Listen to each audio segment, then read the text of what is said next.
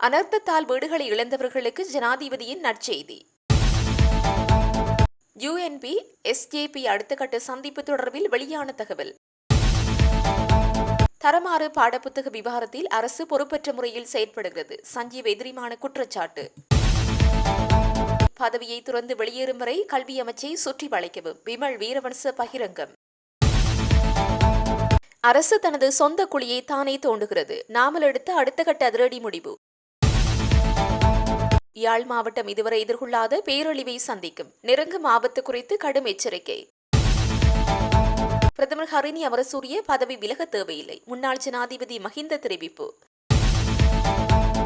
அரசின் கல்வி சீர்திருத்தம் மகாநாயக்க தேரர்கள் போர்க்கொடி. 20 மில்லியனுக்கும் அதிகமான தொகை அரசாங்கத்திடம் இல்லாமல் போயுள்ளது. இந்த கமிஷன் தொகை யாருக்கு? சபையில் முஜிபுர் ரஹ்மான் கேள்வி. அர்ஜுனா எம்பிக்கு இடைக்கால தடை. ஹரிணிக்கு எதிரான நம்பிக்கையில்லா பிரேரணை. எதிர்க்கட்சி கைச்சாத்து. தரையிறங்கும் போது விபரீதம். நுவரெலியா ஏரியில் விழுந்த விமானம். ரஷ்ய ராணுவத்தில் சேரும் பாதாள உலக குற்றவாளி கசிந்தது தகவல். நடிகையின் காதுக்குள் உயிருடன் வாழ்ந்த உண்ணி. அலட்சியத்தின் விபரீதம். அனர்த்தத்தால் முழுமையாக சேதமடைந்த வீடுகளுக்காக இழப்பீடு வழங்கும் மற்றும் புதிய வீடுகளை நிர்மாணிக்கும் திட்டம் எதிர்வரும் 9ஆம் தேதி அனுராதபுரம் மற்றும் குருணாகலில் ஆரம்பிக்கப்படும் என்று ஜனாதிபதி அனுரகுமார திசாநாயக்க தெரிவித்துள்ளார். 10வது பாராளுமன்றத்தின் நிதி திட்டமிடல் மற்றும் பொருளாதார அபிவிருத்தி பற்றிய அமைச்சுசார் ஆலோசனை குழுவின் 2வது கூட்டம் இன்று பிற்பகல் பாராளுமன்ற வளாகத்தில் நடைபெற்றது. இதில் பங்கேற்று உரையாற்றும் போதே ஜனாதிபதி மேற்கண்டவாறு குறிப்பிட்டுள்ளார். டிட்வா சூறாவளியால் பாதிக்கப்பட்ட மக்களுக்கு நிவாரணம் வழங்கும் அரசின் செயற்திட்டத்தின் தற்போதைய நிலைமை மற்றும் மீள்குடியேற்றம் மற்றும் பயிற்சிகளுக்கு ஏற்பட்ட சேதத்திற்கு இழப்பீடு வழங்கும் செயற்பாடு குறித்து இதன்போது விரிவாக ஆராயப்பட்டது. துல்லியமான தரவுகள் மற்றும் உண்மையான புள்ளி விவரங்களின் அடிப்படையில் இதற்கான இழப்பீடு தொகையை வழங்கும் நடவடிக்கையை விரைவுபடுத்துமாறு விவசாய திணைக்களம் மற்றும் கமநல சேவைகள் திணைக்களம் என்பனவற்றுக்கு அறிவுறுத்தியுள்ளது. அனர்த்தத்தால் பாதிக்கப்பட்ட சிறு மற்றும் நடுத்தர அளவிலான வர்த்தகர்களுக்காக செயல்படுத்தப்படும் கடன் திட்டம் குறித்தும் இங்கு ஆராயப்பட்டது. வங்கிகளுடன் கலந்தாலோசித்து அந்த கடனை பெறுவது குறித்து வர்த்தக சமூகத்திற்கு விழிப்புணர்வை ஏற்படுத்தும் திட்டத்தின் அவசியம் குறித்தும் ஜனாதிபதி சுட்டிக்காட்டினார். அத்தோடு நாட்டின் பொருளாதாரத்திற்கு பங்களிக்கும் ஒவ்வொரு வர்த்தகத்தையும் பதிவு செய்வதற்கான ஒரு பொறிமுறையின் அவசியத்தையும் அதன் நன்மைகள் குறித்து வர்த்தக சமூகத்திற்கு விழிப்புணர்வை ஏற்படுத்த வேண்டியதன் அவசியத்தையும் ஜனாதிபதி எடுத்துரைத்தார். மேலும் அண்மையில் ஏற்பட்ட அனர்த்தத்தினால் பாதிக்கப்பட்ட பதிவு செய்யப்படாத சிறு மற்றும் நடுத்தர அளவிலான வர்த்தகர்களுக்கு நிவாரணம் வழங்குவதிலும் அரசாங்கம் கவனம் செலுத்தியுள்ளது என்றும் இது தொடர்பாக அறிக்கைகளை சமர்ப்பிக்குமாறு மாவட்ட செயலாளர்களுக்கு அறிவுறுத்தியுள்ளார். அபிவிருத்தி திட்டங்களுக்கு ஒதுக்கப்பட்ட நிதியை செயற்திறனுடன் செலவிட வேண்டியதன் அவசியத்தையும் இல்லையெனில் உரிய காலப்பகுதிக்குள் எதிர்பார்க்கும் அபிவிருத்தி நோக்கங்களை அடைய முடியாது போகும் என்றும் ஜனாதிபதி சுட்டிக்காட்டினார். அனர்த்தத்திற்கு பிறகு மக்களின் அன்றாட வாழ்க்கையை மீள கட்டியெழுப்பும் வகையில் முன்பிருந்த நிலையை விட மக்களின் வாழ்க்கை தரத்தை உயர்த்தும் வகையில் இந்த நடவடிக்கைகளை மேற்கொள்ள வேண்டியதன் அவசியத்தையும் ஜனாதிபதி தெளிவுபடுத்தினார். ஐக்கிய தேசிய கட்சிக்கும் ஐக்கிய மக்கள் சக்திக்கும் இடையில் முன்னெடுக்கப்பட உள்ள அரசியல் பேச்சுவார்த்தைகள் குறித்து இரு தரப்பினரதும் செயற்குழுக்களுடன் கலந்துரையாடுவதற்கு தீர்மானிக்கப்பட்டுள்ளது. ஐக்கிய தேசிய கட்சியின் தலைவர் முன்னாள் ஜனாதிபதி ரணில் விக்ரம்சிங்க தலைமையில் இன்று சிறைகொத்த கட்சி தலைமையகத்தில் நடைபெற்ற ஐக்கிய தேசிய கட்சியின் செயற்குழு கூட்டத்தில் இது குறித்து ஆராயப்பட்டுள்ளது. இதற்கு கட்சியின் செயற்குழு இணக்கம் தெரிவித்துள்ளதாக முன்னாள் பாராளுமன்ற உறுப்பினர் ராஜித சேனாரத்ன தெரிவித்துள்ளார். ஐக்கிய மக்கள் சக்தியுடன் இணைந்து எதிர்கால அரசியல் நடவடிக்கைகளை முன்னெடுப்பது குறித்து இதன்போது விரிவாக ஆராயப்பட்டதாக அவர் குறிப்பிட்டுள்ளார். அடுத்த கட்ட நடவடிக்கைகளுக்காக 2 குழுக்களை நியமிக்க தீர்மானிக்கப்பட்டுள்ளது. இதன்போது முன்னாள் பொதுச் செயலாளர் பாலிதரங்கே பண்டார கருத்து தெரிவிக்கையில் நாட்டின் தற்போதைய நிலைமை பொருளாதாரத்தை மீண்டும் கட்டியெழுப்புதல் மற்றும் ஜனநாயகத்தை பலப்படுத்துவதற்காக எடுக்க வேண்டிய நடவடிக்கைகள் குறித்தும் இதன்போது கலந்துரையாடப்பட்டது. ஐக்கிய மக்கள் சக்தி மற்றும் ஏனைய அரசியல் கட்சிகளுடன் இணைந்து செயற்படுவது குறித்து ஆலோசிக்கப்பட்டது. ஐக்கிய தேசிய கட்சியின் சிரேஷ்ட உபதலைவர் நவீன் திசாநாயக்க இவ்வாறு கருத்து வெளியிட்டார். ஐக்கிய தேசிய கட்சி மற்றும் ஐக்கிய மக்கள் சக்தி ஆகியவற்றுக்கிடையில் ஒரு கூட்டு அமைப்பை உருவாக்குவது குறித்து தலைவர் ரணில் விக்ரம்சிங்க முன்மொழிந்துள்ளார். இது வெற்றியளிக்கும் என நம்புகின்றோம். இரு கட்சிகளினதும் தனித்துவத்தை பேணி ஒரே தளத்திற்கு வருவதற்கான பொறிமுறையொன்றை உருவாக்க வேண்டிய அவசியம் உள்ளது. 2 தரப்பு செயற்குழுக்களும் இதுகுறித்து கலந்துரையாட வேண்டும் என்பதுடன் ரணில் விக்ரம்சிங்க மற்றும் சஜித் பிரேமதாஸ் ஆகியோரும் தனித்தனியாக பேச்சுவார்த்தை நடத்த முன்மொழியப்பட்டுள்ளது. எதிர்க்கட்சிகள் முன்வைக்கும் ஆக்கப்பூர்வமான விமர்சனங்களை அரசாங்கம் செவிமடுப்பதில்லை. அரசாங்கம் முறையான திட்டமிடல்கள் இன்றி செயற்படுவதன் மூலம் தனது சொந்த குழியை தானே தோண்டிக் கொண்டிருப்பதாக ஸ்ரீலங்கா பொதுஜன பிரமுனவின் தேசிய அமைப்பாளரும் நாடாளுமன்ற உறுப்பினருமான நாமல் ராஜபக்ச எச்சரித்தார். தற்போதைய அரசாங்கத்தின் செயற்பாடுகள் மற்றும் தனது கட்சியின் எதிர்கால அரசியல் நகர்வுகள் குறித்து வத்திரமுல்லையில் உள்ள ஸ்ரீலங்கா பொதுஜன பிரமுனவின் தலைமையகத்தில் நடந்த நிகழ்வொன்றின் பின்னர் ஊடகங்களுக்கு வழங்கிய கருத்துக்களில் 2026ஆம் ஆண்டுக்கான வரவு செலவு திட்ட தயாரிப்பில் துறைசார் நிபுணர்களின் ஆலோசனைகள் புறக்கணிக்கப்பட்டுள்ளது. உட்கட்டமைப்பு வசதிகளை மேம்படுத்தாமல் மற்றும் முறையான பொருளாதார தூண்டுகோள்கள் இன்றி நாட்டை முன்னோக்கி நகர்த்த முடியாது என அவர் வலியுறுத்தினார். தேர்தல்களை மையமாக வைத்து உருவாக்கப்படும் தற்காலிக கூட்டணிகள் நிலையற்றவை. ஸ்ரீலங்கா பொதுஜன பிரமுன ஒரு பலமான அரசியல் சக்தியாக மறுசீரமைப்பதே எமது பிரதான நோக்கம். கடந்த கால தவறுகளிலிருந்து பாடம் கற்றுக்கொண்டு புதிய உத்வேகத்துடன் கட்சியை வழிநடத்தப் போவதாக அவர் கூறினார். நாட்டை நவீனமயப்படுத்துவது குறித்து பேசிய அவர், கலாச்சார விழுமியங்களை பாதுகாக்கும் அதேவேளை ஆசியாவின் நவீன பொருளாதார மையமாக இலங்கையை மாற்றுவதே தமது இலக்கு. குறிப்பாக இந்தியா உள்ளிட்ட நாடுகளுடன் பொருளாதார மற்றும் கலாச்சார ரீதியாக பிணைப்புகளை வலுப்படுத்துவதன் மூலம் அந்நிய முதலீடுகளை இருக்க முடியும் என அவர் நம்பிக்கை வெளியிட்டார். ஊடக சுதந்திரம் என்பது பொய்களை பரப்புவதற்கான கருவியாக பயன்படுத்தப்படக்கூடாது. அரசாங்கம் தனது அதிகாரத்தை பயன்படுத்தி எதிர்க்கட்சியினரை அரசியல் ரீதியாக பழிவாங்கும் நடவடிக்கைகளில் ஈடுபடக்கூடாது. மக்களின் தேவைகளை உணர்ந்து ஒரு வலுவான எதிர்க்கட்சியாக நின்று அரசாங்கத்தின் தவறுகளை தொடர்ந்து சுட்டிக்காட்டப் போவதாகவும் அவர் தெரிவித்தார். பிரதமர் கலாநிதி ஹரிணி அமரசூரிய பதவி விலக வேண்டும் என தாம் கூற மாட்டேன் என்று முன்னாள் ஜனாதிபதி மஹிந்த ராஜபக்ச இன்று ஊடகங்களிடம் தெரிவித்தார். தற்போதைய அரசியல் சூழ்நிலையில் பதவி விலகல் குறித்து அழைப்பு விடுப்பது தமது நிலைப்பாடல்ல எனவும் அவர் கூறினார். அரசின் செயற்பாடுகள் மற்றும் நாட்டின் நிலை குறித்து பொறுப்புடன் அணுக வேண்டும் எனவும் ஜனநாயக முறையில் தீர்வுகள் தேடப்பட வேண்டும் எனவும் அவர் வலியுறுத்தினார். தரம் 6 மாணவர்களுக்குரிய ஆங்கில பாட புத்தகத்தில் வயது வந்தோருக்கான இணையதளம் ஒன்றின் முகவரி அச்சிடப்பட்டிருந்த விவகாரம் இலங்கை அரசியலில் பெரும் அதிர்வலைகளை ஏற்படுத்தியுள்ளது. இந்த நிலையில் கல்வி அமைச்சு பதவியை வகிக்கும் பிரதமர் பதவி விலக வேண்டும் என பல தரப்பினரும் வலியுறுத்தி வருகின்றனர். அவருக்கு எதிராக நம்பிக்கையில்லா பிரேரணையும் கொண்டுவரும் நடவடிக்கையில் பிரதான எதிர்க்கட்சியான ஐக்கிய மக்கள் சக்தி களமிறங்கியுள்ளது. இது தொடர்பில் மஹிந்த ராஜபக்சவிடம் ஊடகங்களால் இன்று வினவப்பட்டது. இதற்கு பதிலளிக்கையிலேயே அவர் மேற்கண்டவாறு கூறினார். யாழ் போதனா வைத்தியசாலை பணிப்பாளரை பொதுவழியில் அவதூறு ஏற்படுத்தும் வகையில் பேசுவதற்கு அர்ஜுனா எம்பிக்கு யாழ்ப்பாண நீதவான் நீதிமன்றம் இடைக்கால தடை உத்தரவை விதித்துள்ளது. யாழ் போதனா வைத்தியசாலை பணிப்பாளரை பொதுவழியில் அவதூறு ஏற்படுத்தும் வகையில் பேசுதல் தொடர்பாக வழக்கு தாக்கல் செய்யப்பட்டு விசாரணைக்கு எடுத்துக் கொள்ளப்பட்ட போதே இவ்வுத்தரவு பிறப்பிக்கப்பட்டது. போதனா வைத்தியசாலை பணிப்பாளர் சார்பில் சிரேஷ்ட சட்டத்தரணி கலாநிதி குமாரவடிவேல் குருபரனும் அர்ஜுனா எம்பி சார்பில் சட்டத்தரணி கௌசல்யாவும் முன்னிலையாகியிருந்தனர். தரம் 6 மாணவர்களுக்கான ஆங்கில பயிற்சி நூலில் ஏற்பட்டுள்ள பாரிய குளறுபடிகள் குறித்து சமூகம் கேள்வி எழுப்பியுள்ள போதிலும் அரசாங்கம் அது தொடர்பில் முறையான விசாரணைகளை நடத்தி தீர்வை வழங்க முன்வரவில்லை என முன்னாள் நாடாளுமன்ற உறுப்பினர் சஞ்சீவ் எதிரிமான தெரிவித்துள்ளார். பத்திரமுல்லையில் உள்ள ஸ்ரீலங்கா பொதுஜன பிரமுனவின் கட்சி தலைமையகத்தில் இன்று நடைபெற்ற ஊடகவியலாளர் சந்திப்பிலே அவர் இதனை தெரிவித்தார். அங்கு மேலும் கருத்து தெரிவிக்கையில், பாடசாலை மாணவர்களின் கற்றல் கற்பித்தல் செயற்பாடுகளுடன் தொடர்புடைய பாடநூல்களில் ஒரு எழுத்துப்பிழை அல்லது குறியீடு மாறினால் கூட அதனை ஒரு பாரதூர பிரச்சனையாகவும் உணர்வுபூர்வமான விடயமாகவும் கருதிய சமூகமாகவே நாம் இருந்துள்ளோம். பிள்ளைகளின் எதிர்காலத்தோடு தொடர்புடைய இத்தகைய கல்வி மூலங்களில் அச்சுப்பிழைகள் மாத்திரமல்ல, ஆபாச வார்த்தைகள் இடம்பெற்றாலும் அது ஒரு பிரச்சனை அல்ல என்ற நிலைக்கு இந்த அரசாங்கம் சமூகத்தை தள்ள முயற்சிப்பதாக அவர் குற்றம் சுமத்தினார். தரம் 6 ஆங்கில பயிற்சி நூலில் ஏற்பட்டுள்ள இந்த பிரச்சனையை அரசாங்கம் ஒரு பெரிய விடயமாக கருதியதாக தெரியவில்லை என்றும், செய்த தவறை விடவும் அந்த தவறுக்கான பொறுப்பை ஏற்க மறுப்பது மிகவும் மோசமானது என்றும் அவர் குறிப்பிட்டார். இந்த அரசாங்கம் ஆட்சிக்கு வந்து ஒருவரிடம் கடந்துள்ள நிலையில் சமூகத்தில் அவர்கள் உருவாக்கியுள்ள சமூக அரசியல் மற்றும் பொருளாதார பிரச்சனைகள் எதற்கும் பொறுப்பேற்கவில்லை என தெரிவித்தவர், விசாரணைகள் நடைபெறுகின்றன அல்லது தங்களுக்கு நெருக்கமானவர்கள் இத்தகைய தவறுகளை செய்ய மாட்டார்கள் என்ற வாதங்களை முன்வைத்தே அரசாங்கம் தப்பித்துக் கொள்ள முயற்சிப்பதாக கூறினார். துறைமுகத்திலிருந்து 323 கொள்கலன்கள் சட்டவிரோதமாக வெளியேற்றப்பட்ட சம்பவம் தொடர்பில் சமூகத்தில் பெரும் எதிர்ப்பு கிளம்பியும் அது குறித்து இன்று வரை முறையான விசாரணை தகவல்கள் எதனையும் அரசாங்கம் நாட்டுக்கு வெளிப்படுத்தவில்லை என சுட்டிக்காட்டியவர், கொத்மலை அணைக்கட்டு திறக்கப்பட்ட விதம் குறித்து முன்வைக்கப்பட்ட தொழில்நுட்ப ரீதியான கேள்விகளுக்குரிய பதில்கள் வழங்கப்படவில்லை என்றார். ஆங்கில பயிற்சி நூல் விவகாரத்திலும் சமூகம் எழுப்பியுள்ள கேள்விகளுக்கு பதிலளிக்காமல் அரசாங்கம் மௌனம் காப்பதாக தெரிவித்த அவர், நாடாளுமன்றத்திற்கு வரும் ஜனாதிபதி தமது தரப்பினர் இவ்வாறான தவறுகளை செய்வார்கள் என நினைக்கிறீர்களா என கேட்டு சிரித்துவிட்டு செல்வதன் மூலம் இந்த பிரச்சனையை தீர்த்துவிட முடியாது என வலியுறுத்தினார். தற்போதைய அரசாங்கத்தின் ஜனாதிபதி உள்ளிட்ட 59 பேரும் சட்டத்திற்கு மேலானவர்களாக செயற்படுவதாகவும் மக்கள் அபிலாஷைகளிலிருந்து அரசாங்கம் வெகு தூரம் விலகிச் சென்றுள்ளதாகவும் குறிப்பிட்டவர், எதிர்வரும் தேர்தலொன்றின் போது அரசாங்கம் இதன் உண்மையான விளைவை அனுபவிக்கும் எனவும் தெரிவித்தார்.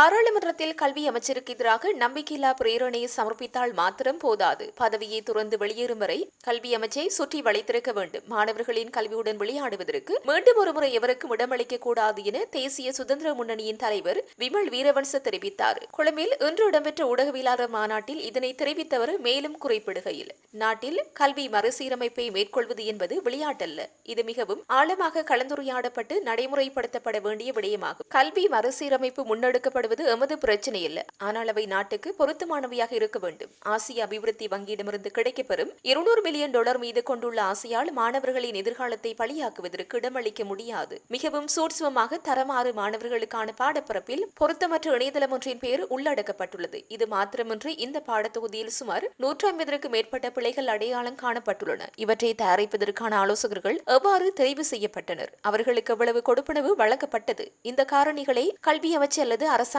உடனடியாக வெளிப்படுத்த வேண்டும். இந்த கல்வி மறுசீரமைப்புகளுக்கு வெளிநாட்டு நிதியுதவிகள் கிடைக்கவில்லை என்று கூறினாலும் ஆசிய அபிவிருத்தி வங்கியின் நிதியுதவி கிடைக்கின்றது என்பதை நாம் ஏற்கனவே நாட்டுக்கு வெளிப்படுத்தியிருக்கின்றோம். எந்த கொள்கையை பரப்புவதற்காக இவ்வாறு நிதியுதவி அளிக்கப்பட்டது என்பதையும் நாம் குறிப்பிட்டிருக்கின்றோம். இந்த சிறிய ஒரு தொகைக்காக எதிர்கால சந்ததியினர் பலியாக்கப்படுகின்றனரா? இதற்காகவா தேசிய மக்கள் சக்தி அரசாங்கத்திற்கு மக்கள் ஆணையை வழங்கினர்? ஆசிரியர்களுக்கு வழங்கப்பட்டுள்ள ஆலோசனை வழிகாட்டல் நூல்களில் இந்த விடயம் உள்ளடக்கப்படவில்லை. கல்வி நிபுணர்கள் மற்றும் ஆசிரியரிடமிருந்து எழுந்த எதிர்ப்புகளை உதாசீனப்படுத்திய இவை பாடப்பரப்பில் உள்ளடக்கப்பட்டுள்ளன. பாராளுமன்றத்தில் கல்வி அமைச்சருக்கு எதிராக நம்பிக்கையில்லா பிரேரணையை சமர்ப்பித்தால் மாத்திரம் போதாது. பதவியை துறந்து வெளியேறும் வரை கல்வி அமைச்சை சுற்றி வளைத்திருக்க வேண்டும். மாணவர்களின் கல்வியுடன் விளையாடுவதற்கு மீண்டும் ஒரு முறை எவருக்கும் இடமளிக்க கூடாது என்றார். சூரிய சக்தி திட்டத்தில் 20 மில்லியனுக்கும் அதிகமான தொகை அரசாங்கத்திற்கு இல்லாமல் போயுள்ளது. இந்த தொகை யாருக்கு செல்கிறது என்று பாராளுமன்ற உறுப்பினர் முஜிபுர் ரஹ்மான் கேள்வி எழுப்பியுள்ளார். பாராளுமன்றத்தில் இன்று இடம்பெற்ற அமர்வில் உரையாற்றுகையிலேயே அவர் இவ்வாறு கேள்வி எழுப்பியுள்ளார். இது தொடர்பில் அவர் மேலும் தெரிவிக்கையில், அமைச்சரவையில் டெண்டர் கோராமல் தீர்மானம் எடுக்கப்பட்டது. சூரிய சக்தி திட்டத்தில் 10ஆக இருந்ததை 17ஆக வாங்குகிறார்கள். 1000 மெகாவால்ட்டை 17 ரூபாவிற்கு வாங்குகிறார்கள். அப்போதைய காற்றாலை மின் திட்டத்தில் யூனிட் ஒன்றை 11 ரூபா 80 சதத்திற்கு வாங்கினார்கள். தற்போதைய திட்டத்தில் யூனிட் ஒன்றை 20 ரூபாவுக்கு வாங்குகிறது. இந்த கமிஷன் தொகை யாருக்கு செல்கிறது? ஜனாதிபதி நெருக்கமானவருக்கு 50 மெகாவாட் மன்னாரில் உள்ளவருக்கு வழங்கப்பட்டது. நிராகரிக்கப்பட்ட நிறுவனத்திற்கு வழங்கப்பட்டது. பழைய அரசாங்கம் செய்தவற்றை மிஞ்சிய களவு செயல்பாட்டில்தான் தற்போது ஈடுபடுகின்றார்கள் என அவர் சபையில் ஆக்ரோஷமாக தெரிவித்துள்ளார். கல்வி அமைச்சர் ஹரிணி அமரசூரியவுக்கு எதிரான நம்பிக்கையில்லா பிரேரணையில் எதிர்க்கட்சி தலைவர் சஜித் பிரேமதாச, திலித் ஜெயவீர உள்ளிட்ட எதிர்க்கட்சி உறுப்பினர்கள் கையெழுத்திட்டுள்ளனர். இன்று பாராளுமன்றத்தில் அமைந்துள்ள எதிர்க்கட்சி தலைவர் அலுவலகத்தில் வைத்து அவர்கள் இப்பிரேரணையில் கையெழுத்திட்டனர். தற்போதைய அரசாங்கத்தின் கல்வி சீர்திருத்தங்களில் சிறுவர்களின் மனநிலைக்கு பொருத்தமற்ற விடயங்கள் காணப்படுவதாகவும், பாட விடயங்களில் பல பிழைகள் இருப்பதாகவும், இதுகுறித்து முறையாக நடவடிக்கை எடுக்க தவறியமைக்காகவும் கல்வி அமைச்சருக்கு எதிராக இந்த நம்பிக்கையில்லா பிரேரணை கொண்டுவரப்பட்டுள்ளது. இந்த நம்பிக்கையில்லா பிரேரணையில் முதலாவதாக எதிர்க்கட்சி தலைவர் சஜித் பிரேமதாச கையெழுத்திட்டார். நுவரெலியா கிரகரி ஏரியில் தரையிறங்க தயாரான நீர் விமானம் ஒன்று இன்று பிற்பகல் 12:30 மணியளவில் விபத்துக்குள்ளாகி விழுந்துள்ளது. விமானம் விபத்துக்குள்ளானதில் அதிலிருந்த 2 விமானிகள் காயமடைந்து நுவரெலியா மாவட்ட வைத்தியசாலையில் அனுமதிக்கப்பட்டுள்ளதாக தெரிவிக்கப்படுகின்றது. நுவரெலியாவிற்கு வருகை தந்துள்ள சுற்றுலா பயணிகள் குழுவொன்றை ஏற்றிச் செல்வதற்காக வந்தபோதே விமானம் இவ்வாறு விபத்துக்குள்ளாகியுள்ளதாக போலீசார் தெரிவித்தனர். விமானத்தில் இருந்த 2 விமானிகளையும் ஏரியில் படகு சவாரி செய்து கொண்டிருந்தவர்கள் மீட்டுள்ளனர். பாதாள உலகக்குழு தலைவன் என கூறப்படும் கனிமுல்ல சஞ்சீவ கொலை சம்பவத்தின் பிரதான சந்தேக நபரான இஷாரா சவந்தி என்பவருக்கு உதவி ஒத்தாசை வழங்கியமை மற்றும் தங்குமிட வசதி வழங்கியமை தொடர்பில் கைது செய்யப்பட்டு தடுப்பு காவலில் வைக்கப்பட்டிருந்த நந்தகுமார் தக்ஷி மற்றும் மற்றொரு சந்தேக நபரை ஜனவரி மாதம் 9ஆம் தேதி வரை விளக்கமறியலில் வைக்குமாறு கொழும்பு நீதவான் நீதிமன்றம் உத்தரவிட்டது. 90 நாட்கள் தடுப்பு காவல் உத்தரவின் பேரில் தடுத்து வைக்கப்பட்டிருந்த இந்த 2 சந்தேக நபர்களையும் இன்று கொழும்பு குற்றத்தடுப்பு பிரிவினர் கொழும்பு பிரதம நீதவான் அசங்க போதரம முன்னிலையில் ஆஜர்படுத்தினார். இதனையடுத்து சந்தேக நபர்களை ஜனவரி மாதம் 9ஆம் தேதி வரை விளக்கமறியலில் வைப்பதற்கும் நீதவான் உத்தரவிட்டார். தற்போது உருவாகியுள்ள காற்றழுத்த தாழ்வு மண்டலத்தால் யாழ் மாவட்டத்தில் 650 மில்லி மீட்டருக்கு மேலான மழை பெய்யும் என எச்சரித்துள்ள யாழ் பல்கலைக்கழகத்தின் சிரேஷ்ட விரிவுரையாளர் நாகமுத்து பிரதீபராஜா, இதன் தாக்கம் யாழ் மாவட்டம் இதுவரை எதிர்கொள்ளாத அளவு பாதிப்புகள் எதிர்கொள்ள நேரிடும் என்றும் எச்சரித்துள்ளார். வங்காள விரிகுடாவில் நிலை கொண்டுள்ள குறைந்த காற்றழுத்த தாழ்வு குறித்து பொதுமக்களுக்கு விழிப்புணர்வு வழங்கும் வகையில் யாழ் ஊடக அமையத்தில் இன்று ஊடக சந்திப்பொன்றை முன்னெடுத்தவர் மேலும் கூறுகையில், அனைவருக்கும் இனிய காலை வணக்கம். கடந்த 4ஆம் திகதி இந்தோனேசியாவிற்கு மேற்காக வங்காள விரிகுடாவில் இலங்கைக்கு தென்கிழக்காக உருவாகிய காற்று சுழற்சி கடந்த 4ஆம் தேதியிலிருந்து 6ஆம் தேதி வரையான நேற்று காலை வரையான காலப்பகுதிகளில் ஒரு காற்று சுழற்சியாக காணப்பட்டு அதன் பின்னர் ஒரு காற்றழுத்த தாழ்வு நிலையாக மாற்றம் பெற்று தற்பொழுது நன்கு அமைந்த ஒரு காற்றழுத்த தாழ்வு நிலையாக இலங்கைக்கு தென்கிழக்காக குறிப்பாக பொத்துவிலிருந்து 580 கிலோமீட்டர் தொலைவில் அதனுடைய மையம் தற்பொழுது காணப்படுகின்றது. இது தொடர்ச்சியாக மேற்கு வடமேற்கு திசை நோக்கி நகர்ந்து எதிர்வரும் 8ஆம் தேதி அளவில் இலங்கையினுடைய கிழக்கு மாகாணத்திற்கு அண்மித்து அதிலிருந்து மீளவும் வடக்கு நோக்கி நகர்ந்து வடக்கு மாகாணத்தின் ஊடாக மன்னார் வளைகுடாவுக்கு அல்லது இந்தியாவினுடைய டெல்டா மாவட்டங்கள் என்று அழைக்கப்படுகின்ற மாவட்டங்களுக்கு செல்லும் என எதிர்பார்க்கப்படுகின்றது. இலங்கையை பொறுத்தவரையும் இலங்கையினுடைய வரலாற்றில் பொதுவாகவே வடகில் பருவக்காற்று காலத்தில் இத்தகைய தாளமுக்க நிகழ்வுகள் உருவாவது வளமையானதாக இருந்தாலும் கூட 1870ஆம் ஆண்டிற்கு பின்னர் ஒரு ஜனவரி மாதத்தில் இது போன்ற நிகழ்வு வருவது இது இலங்கைக்கு அல்லது வங்காள விரிகுடாவை பொறுத்தவரையும் 21வது சந்தர்ப்பமாக காணப்படுகின்றது.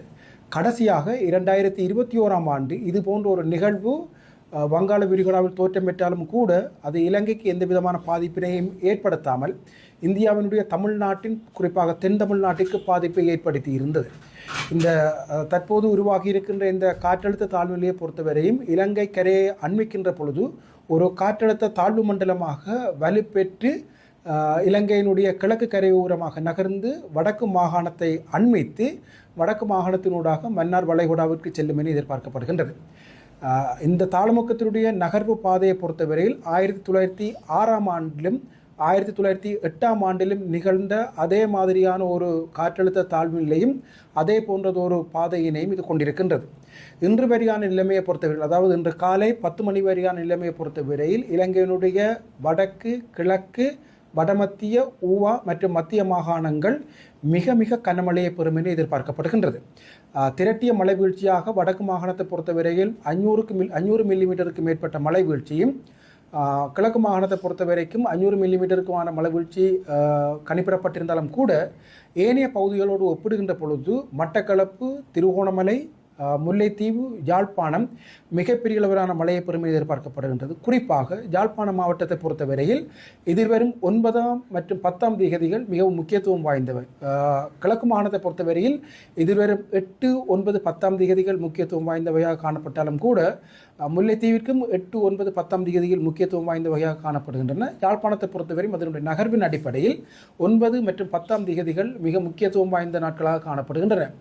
இன்றிலிருந்து எதிர்வரும் 12ஆம் தேதி வரைக்கும் கிட்டத்தட்ட வடக்கு மாகாணம் திரட்டிய மழை வீழ்ச்சியாக 650 மில்லிமீட்டருக்கு மேற்பட்ட மழை வீழ்ச்சியை பெறும் என எதிர்பார்க்கப்படுகின்றது. கிழக்கு மாகாணமும் 550 மில்லிமீட்டருக்கு மேற்பட்ட மழை வீழ்ச்சியை பெறும் என எதிர்பார்க்கப்படுகின்றது. ஏற்கனவே கடந்த 2025ஆம் ஆண்டு நவம்பர் மாதம் 26, 27, 28, 29ஆம் தேதிகளில் நிகழ்ந்த டிட்வா புயலின் காரணமாக இலங்கையினுடைய பல பகுதிகளிலும் பாதிப்பினை ஏற்படுத்தி இருந்தன. இருந்தாலும் கூட அந்த காலப்பகுதிகளில் ஒப்பீட்டு ரீதியில் வடக்கு மற்றும் கிழக்கு மாகாணங்களினுடைய பாதிப்புகள் குறைவாக இருந்த நிலைமையில் தற்பொழுது உருவாகி இருக்கின்ற இந்த தாழ்வுநிலையை பொறுத்தவரையில் கிழக்கு மாகாணத்தை அண்மிக்கின்ற பொழுது ஒரு ஆழ்ந்த காற்றழுத்த தாழ்வு மண்டலமாக கிட்டத்தட்ட ஒரு புயலுக்கு முன்னால நிலைமை இருந்தாலும் கூட புயல் பற்றிய ஒரு மிகச்சரியான தெளிவான எதிர்வு கூறலை நாளை அதாவது 8ஆம் தேதி இரவுக்கு பின்னரே அது புயலாக உருவாகுமா இல்லையா என்பதையும் குறிப்பிட முடியும். ஆனாலும் கூட இந்த தாளமுக்க நிலைமைகளை பொறுத்தவரையில் பொதுவாக நாங்கள் பல்வேறு வகைகளாக பிரிப்பதுண்டு. உதாரணமாக ஒரு காற்று சுழற்சி ஆரம்பத்தில் ஒரு வளிமண்டல மேலடுக்கு சுழற்சியாக இருந்து அதற்கு பின்னர் காற்று சுழற்சியாக மாறி அதற்கு பின்னர் ஒரு தாழ்வு நிலையாக மாற்றம் பெற்று அதன் பின்னர் காற்றழுத்த தாழ்வு நிலையாக மாற்றம் பெற்று அதற்கு பின்னர் ஒரு நன்கு அமைந்த காற்றழுத்த தாழ்வு நிலையாக மாற்றம் பெற்று அதன் பின்னர் தாழ்வு மண்டலமாக மாற்றம் பெற்று அந்த தாழ்வு மண்டலம் ஒரு ஆழ்ந்த காற்றழுத்த தாழ்வு மண்டலமாக மாற்றம் பெற்று அதன் பின்னரே அடுத்த கட்டத்தில் அது புயலாக மாற்றம் பெறுவதுண்டு.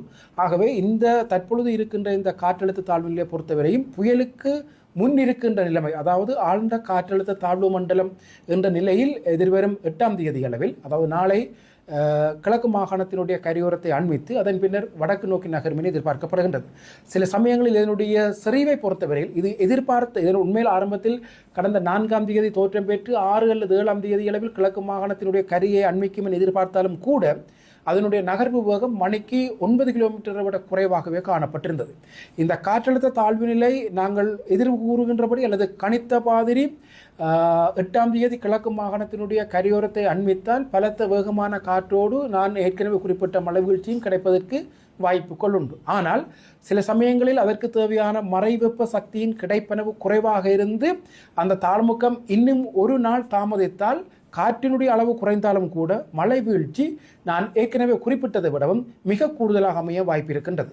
நான் ஏற்கனவே குறிப்பிட்டது போல டிட்வா புயலினால் வடக்கு ஒப்பீட்டு ரீதியில் வடக்கு மற்றும் கிழக்கு மாகாணங்களுக்கு பாதிப்பு குறைவாக இருந்தது. ஆனால் இது டிட்வா புயலோடு ஒப்பிடுகின்ற பொழுது முற்றிலும் வேறான ஒன்றாக காணப்படுகின்றது. ஏனென்றால் டிட்வா புயல் இலங்கையினுடைய தென்பகுதியினூடாக நிலப்பகுதியூடாக வருகின்ற பொழுது போதுமான அளவு மழை வீழ்ச்சி தந்ததை தவிர காற்றினுடைய வேகம் ஓரளவுக்கு குறைவாக இருந்தது. ஆனால் இது கடற்பகுதியினூடாக நகரும் என்பதனால் மழை வீழ்ச்சி டிட்வா புயலை விட குறைவாக இருந்தாலும் கூட காற்றினுடைய வேகம் டிட்வா புயலை விட கூடுதலாக இருக்கும். தற்போதைய நிலைமையின்படி கரையோர பகுதியில் காற்றின் வேகம் மணிக்கு 60 கிலோமீட்டரை விட கூடுதலாக வீசும் என எதிர்பார்க்கப்படுகின்றது. வடக்கு மற்றும் கிழக்கு மாகாணங்கள் மற்றும் ஊவா மாகாணத்தினுடைய உள்ளில பகுதிகளை பொறுத்தவரையும் காற்றினுடைய வேகம் மணிக்கு 45 தொடக்கம் 55 கிலோமீட்டர் வேகத்தில் வீசும் என எதிர்பார்க்கப்படுகின்றது. அத்தோடு இந்த இடத்தில் நான் இன்னொரு விடயத்தையும் குறிப்பிட வேண்டும். இந்த நகர்வு பாதை கிழக்கு மாகாணத்திலிருந்து கடற்கரையோரமாக வடக்கு மாகாணத்தை நோக்கி நகர்வதால் சில இடங்களில் ஸ்ட்ரோம் சார்ஜ் என்று சொல்லப்படுகின்ற கடல் நீர் குடியிருப்புகளுக்குள் உள்வருகின்ற நிலைமை காணப்படும். நான் நினைக்கிறேன் டிட்வா புயலை பொறுத்தவரைக்கும் இந்த தாக்கம் மிக குறைவாக காணப்பட்டிருந்தது. ஆனால் தற்பொழுது உருவாகி இருக்கின்ற காற்றழுத்த தாழ்வு நிலை தாழ்வு மண்டலமாக வலுப்பெற்று நகர்கின்ற பொழுது கடல் மட்டம் மிக உயர்வாக காணப்படுகின்ற அதே வேளை கடல் நீர் குடியிருப்புகளுக்குள் உள்புகின்ற நிலைமை காணப்படுகின்றது. குறிப்பாக கிழக்கு கரையோரத்தோடு அண்மித்த யாழ்ப்பாணம், முல்லைத்தீவு, திருகோணமலை மற்றும் மட்டக்களப்பு பகுதிகளிலும் வடமத்திய மாகாணம் மற்றும் ஊவா மாகாணத்திலும் மத்திய மாகாணத்தின் பல பகுதிகளிலும் கணிசமான மழை கிடைப்பதற்கான வாய்ப்புகள் காணப்படுகின்றது. இன்று இலங்கையினுடைய தென்பகுதியில் தென் மாகாணத்திலும் மத்திய மாகாணத்திலும் பரவலாக மழை கிடைத்து வருகின்றது. தென் மாகாணத்தின் பல பகுதிகளில் வெள்ள அனர்த்தத்துக்குரிய நிலைமைகள் உருவாக்கப்பட்டிருக்கின்றன. மத்திய மாகாணத்தின் பல பகுதிகளுக்கு எச்சரிக்கையில் மிக தீவிரமான 2வது நிலை எச்சரிக்கை பல பகுதிகளுக்கு மண் சரிவு சார்ந்து விடப்பட்டிருக்கின்றது. இது கிழக்கு கரையோரத்தை அண்மிக்கின்ற பொழுது மத்திய மாகாணத்தில் குறிப்பாக மத்திய மலைநாட்டில் கண்டி, மாத்தளை, நுவரெலியா, பதுளை, முனராகலை போன்ற பிரதேசங்களில் மிக கனமழை கிடைப்பதற்கான வாய்ப்புகள் காணப்படுகின்றது. ஆனால் ஒப்பீட்டு ரீதியில் ஏனைய பகுதிகளோடு ஒப்பிடுகின்ற பொழுது அம்பாறை, மட்டக்களப்பு, திருகோணமலை, முல்லைத்தீவு, யாழ்ப்பாணம், கிளிநொச்சி பகுதிகள் மிக மிக கனமழையை பெறுவதற்கான வாய்ப்புகள் காணப்படுகின்றன.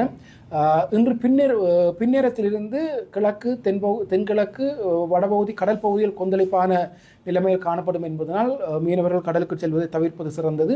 அதேவேளை வேறு தேவைகளுக்காக அவசர தேவைகளை தவிர்த்து வேறு தேவைகளுக்காக இந்த நாட்களில் மத்திய மலைநாட்டுக்கான பயணங்கள் அல்லது நீண்ட தூர பயணங்களை மேற்கொள்பவர்கள் மிகவும் அவதானமாக இருப்பது சிறப்பானதாகும். அத்தோடு வடக்கு மற்றும் கிழக்கு மாகாணங்களுடைய நீர்த்தேக்கங்களை பொறுத்தவரையில் கணிசமான நீர்த்தேக்கங்களுடைய முழு கொள்ளளவு அல்லது சற்று குறைந்த நிலையில் காணப்படுகின்றது.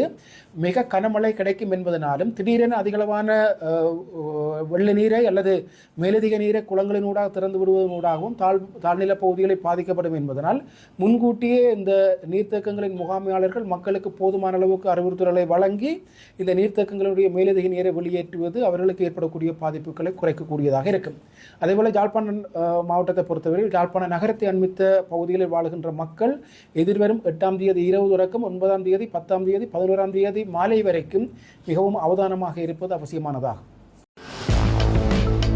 வெளிநாட்டு கடன் மறுசீரமைப்பு செயல்முறையின் ஒரு பகுதியாக ஜெர்மனிய கூட்டாட்சி குடியரசுக்கும் இலங்கை ஜனநாயக சோசலிச குடியரசுக்கும் இடையில் கடன் மறுசீரமைப்பு தொடர்பான இருதரப்பு ஒப்பந்தம் ஒன்று கைச்சாத்திடப்பட்டுள்ளது.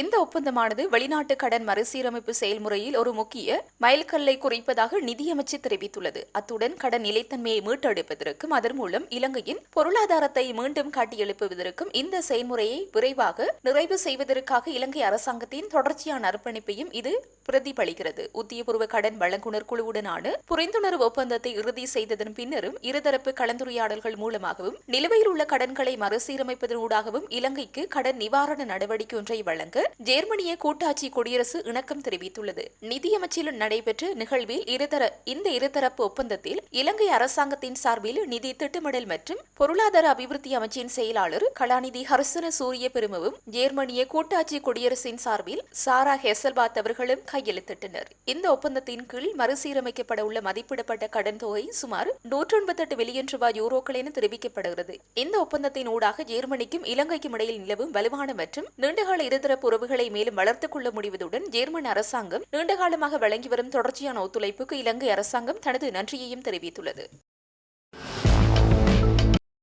அவசியமான சட்ட திருத்தங்களை கொண்டு வந்து பழைய முறையில் மாகாண சபை தேர்தலை விரைவில் நடாத்த வேண்டும் என கொழும்பு சட்டப்பீடத்தின் பேராசிரியர் சர்வேஸ்வரன் தெரிவித்துள்ளார். இன்றைய தினம் யாழ்ப்பாணத்தில் உள்ள அவரது இல்லத்தில் நடைபெற்ற ஊடகவியலாளர் சந்திப்பிலே அவர் இதனை தெரிவித்துள்ளார். இதுகுறித்து அவர் மேலும் தெரிவிக்கையில், இனப்பிரச்சினைக்கு தீர்வான ஒரு படைமுறையான வடிவமாகவே இந்த மாகாண சபை முறைமையானது கொண்டுவரப்பட்டது. அந்தந்த மாகாணங்களில் உள்ள மக்களால் தேர்ந்தெடுக்கப்படுகின்ற முதலமைச்சர் அவருக்கு கீழ்வருகின்ற அமைச்சரவை மாகாண சபை உறுப்பினர்கள் ஆகியோரால் மாகாண சபைகள் நிர்வகிக்கப்பட வேண்டும். ஆனால் துரதிர்ஷ்டவசமாக கடந்த பல ஆண்டுகளாக மாகாண சபை தேர்தலானது நடத்தப்படவில்லை. ஜனாதிபதியால் நியமிக்கப்படும் ஆளுநர்களால் இந்த மாகாண சபைகள் நிர்வகிக்கப்பட்டு வருகின்றன. இவை அரசியலமைப்புக்கு மாறானவை என்பதுடன் மக்களுடைய ஜனநாயக உரிமையை மீறுகின்ற செயலாகும். கடந்த பல வருடங்களாக இந்த மாகாண சபை தேர்தலை நடத்தாமல் ஆளுநரின் கீழ் அதிகாரங்களை பிரயோகிப்பதானது புதிய தேர்தல் முறையின் கீழ் எல்லை நிர்ணயம் செய்யப்படாமையே ஆகும். இதனை காரணம் காட்டி மாகாண சபை தேர்தலை பல வருடங்களாக பிற்போட்டு வருகின்றனர். புதிய முறையில் தேர்தல் நடாத்தப்பட வேண்டுமாக இருந்தால் எல்லை நிர்ணயம் செய்யப்பட வேண்டிய ஒரு தேவை இருக்கின்றது. எல்லை நிர்ணயம் செய்யப்படுதல் என்பது ஒரு சுலபமான விடயமல்ல. ஏனெனில் இலங்கையில் வெவ்வேறு இன மக்கள் வாழுகின்ற பல்வேறு பிரதேசங்கள் காணப்படுகின்றன. எல்லை நிர்ணயம் என்று வருகின்ற பொழுது அந்த பிரதேசங்களில் பல பிரச்சனைகள் எழலாம். எல்லை நிர்ணயம் செய்து உடனடியாக மாகாண சபை தேர்தலை நடாத்துவது என்பது சாத்தியமான விடயமல்ல. இதனால் மேலும் பல வருடங்களுக்கு இந்த தேர்தலை பிற்போட வேண்டிய சூழ்நிலை ஏற்படலாம். எனவே இப்போது இருக்கின்ற சூழ்நிலையில் புதிய முறையில் மாகாண சபை தேர்தலை நடாத்தாமல் பழைய முறையின் கீழ் இந்த மாகாண சபை தேர்தலை நடாத்துவதற்கு அவசியமான சட்ட திருத்தங்களை கொண்டு வந்து பழைய முறையில் மாகாண சபை தேர்தலை நடாத்துதல் வேண்டுமானால் அதற்கு பின்னர் வரக்கூடிய மாகாண சபை தேர்தல்களை எல்லை நிர்ணயம் செய்த பின்னர் நடாத்தலாம் என மேலும் தெரிவித்தார்.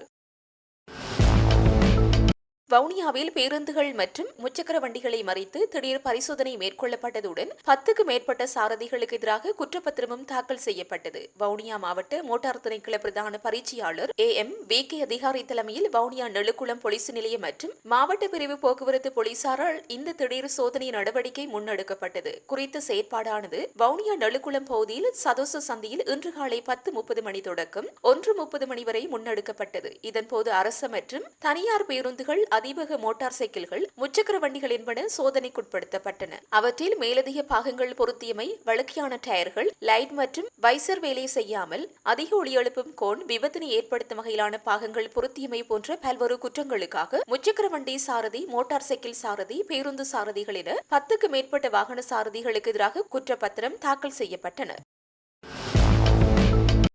அரசாங்கத்தால் செயற்படுத்தப்பட்ட திட்டமிடப்பட்டுள்ள புதிய கல்வி சீர்திருத்தங்கள் குறித்து மல்வத்து மற்றும் அஸ்கிரி பீடங்களின் விகாராதிபதிகள் தங்கள் அதிருப்தியை வெளிப்படுத்தியுள்ளனர். இந்த சீர்திருத்தங்கள் மூலம் நாட்டை மதச்சார்பற்ற நிலையை நோக்கி கொண்டு செல்லும் ஆபத்து இருப்பதாக அஸ்கிரி பீடத்தின் விகாராதிபதி அதி வணக்கத்திற்குரிய வரக்ககுட ஸ்ரீ தம்மரத்ன மகாநாயக்க தேரர் தெரிவித்துள்ளார். வணக்கத்திற்குரிய உளப்பனே சுமங்கல தேரர் அஸ்கிரி மற்றும் மல்வத்து மகா விகாரைகளின் விகாராதிபதிகளை சந்தித்து இந்த புதிய கல்வி சீர்திருத்தங்களின் உள்ளடக்கம் குறித்து அவர்களுக்கு தெரிவித்த போது இந்த கருத்தை வெளியிட்டார். இவ்வளவு கடுமையான திருத்தங்களை செய்த போதிலும் மகாநாயக்க தேரர்களுடன் எந்த விவாதமும் நடத்தப்படவில்லை என்று அஸ்கிரி பீடத்தின் மகாநாயக்க தேரர் கூறினார். இது ஒரு மதச்சார்பற்ற நாட்டை உருவாக்குகிறது. இந்த நாடு உண்ணப்படுகிறது. இதை அனுமதிப்பது நல்லதல்ல.